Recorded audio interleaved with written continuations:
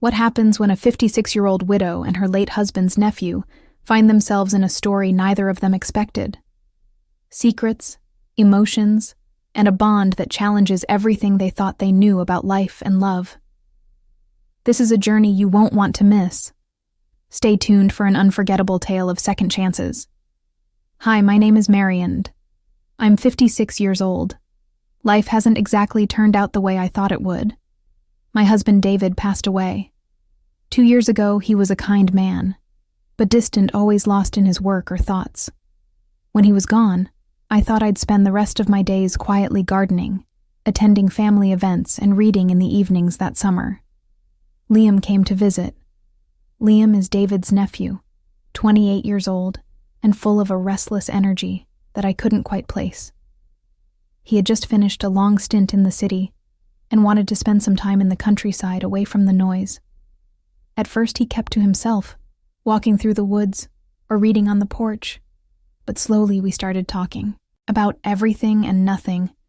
He had a way of asking questions that made me feel seen, really seen for the first time in years. One afternoon I was struggling with a creaky old fence in the garden when Liam offered to help. He worked silently but with purpose, and I couldn't help but notice how different he was from David, where David was always preoccupied. Liam seemed present, grounded as the days passed. I found myself looking forward to our talks. There was something about his company that brought a lightness to the air, a sense of possibility I hadn't felt in years. One afternoon, as the sun filtered through the trees, I decided to tackle the attic. It was one of those projects I'd been putting off for years. Too many memories, too much dust. I tied my hair back, grabbed some old boxes, and started sorting through them. Liam appeared in the doorway, his shirt sticking to his skin from the summer heat. "Need a hand?" he asked, a small smile playing on his lips. Lips before I could answer. He stepped inside and picked up a heavy trunk as if it weighed nothing. "Careful." I said, "That's probably older than both of us combined." He chuckled, setting it down gently. "Then it's a good thing I'm here to help." As we worked, we came across a box of old photographs. I couldn't help but smile as I showed him pictures from my younger days. He studied each one carefully, his green eyes thoughtful. You were beautiful," he said softly, holding up a picture of me in my 20s. I laughed, brushing it off. "That was a long time ago, doesn't matter." He said, his gaze lingering on the photo before meeting mine. There was something in his eyes, something unspoken but unmistakable. The air in the room felt heavier, like the space between us had shifted. I looked away, focusing on the box in front of me. These old things, they're just reminders of a life that feels so far away now. Liam moved closer, his voice low. "Maybe it doesn't have to feel so far away." I froze, unsure of what to say. His words hung in the air, filled with a weight I didn't know how to carry. "Eleanor," he said gently, his hand brushing mine as he reached for a photo. "You don't have to do this alone. Life does end just because someone you loved is gone." I looked up at him, my heart pounding. There was so much I wanted to say, but the words wouldn't come instead. I nodded, letting his words sink in that evening. The house felt quieter than usual. Liam had gone out for a walk, leaving me alone with my thoughts. I sat on the porch, a cup of tea in my hands, watching the sun dip below the horizon.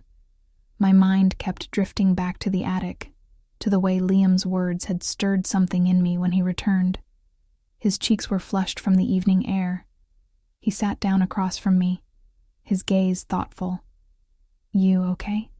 he asked, breaking the silence. I nodded, though I wasn't entirely sure, just thinking about what I hesitated, then decided to be honest about what you said earlier about not doing this alone. Liam leaned forward, resting his elbows on his knees. "I didn't mean to overstep," he said softly. I see how much you've been carrying, and I know what that feels like." His words caught me off guard. "You do." He nodded, his expression serious. "Losing people, It changes you, makes you feel like you have to hold everything together on your own. But you don't, Elainer. You don't have to. Something in his voice, earnest, almost pleading, made me believe him for the first time in a long time. I felt the weight on my shoulders begin to lift, even if just a little. We sat there for a long time, the quiet between us comfortable, almost soothing. When he finally stood to leave, he hesitated. "Good night, Eleanor," he said, his voice soft. "Good night, Liam," I replied, watching as he disappeared into the house the next day. I found myself looking for excuses to spend time with him, whether it was fixing things around the house or working in the garden. I felt drawn to his presence in a way I couldn't explain. One afternoon, as we planted flowers along the fence, I asked him about his life in the city. He spoke of long hours at work, of feeling out of place, of wanting something more. "Is that why you came here?" I asked.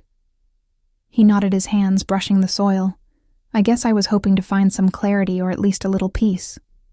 I smiled, understanding all too well. "You've come to the right place for that." He looked up at me, then his green eyes searching mine.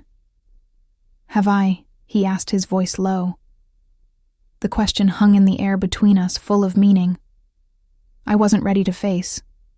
Instead, I turned back to the flowers, my hands trembling slightly that evening as I prepared dinner. I couldn't shake the feeling that something was shifting between us. Liam sat at the kitchen table, flipping through an old photo album I had left out earlier. His fingers moved gently over the pages, pausing now and then to study a picture.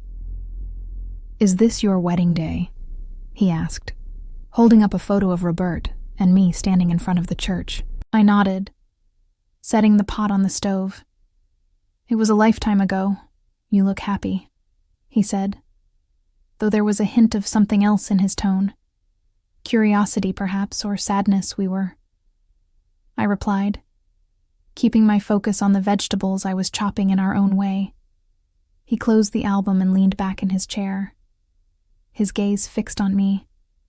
And now I stopped chopping and turned to face him, and now I'm figuring out what comes next. "Liam."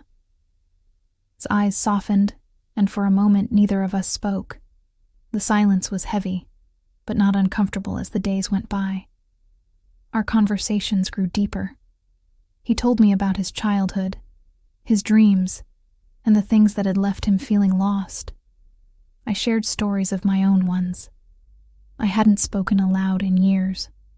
One night, as we sat on the porch watching fireflies dance in the darkness, Liam turned to me. "Do you ever think about starting over?" he asked. "Starting over?" I repeated, unsure of what he meant. "Yeah," he said, "leaving the past behind. Finding something new. Someone new." His words caught me off guard, but I didn't look away. "I don't know," I admitted. "I guess I've always thought it was too late for that. It's never too late," he said softly, his gaze steady. The turning point came on a rainy afternoon. The storm had rolled in quickly, and we found ourselves trapped inside. I was in the living room sorting through old books when Liam joined me. "Need help?" he asked, his voice warm. I smiled, sure these can go in the donate pile, as he knelt beside me. Our hands brushed against each other. The touch was brief, but it sent a spark through me, a reminder of how alive I still was. "Eleanor," Nor, he said, his voice low. I looked up, meeting his gaze.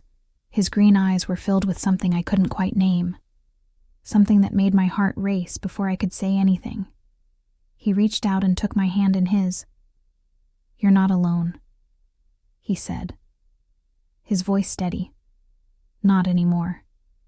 And just like that, the walls I had built around myself began to crumble.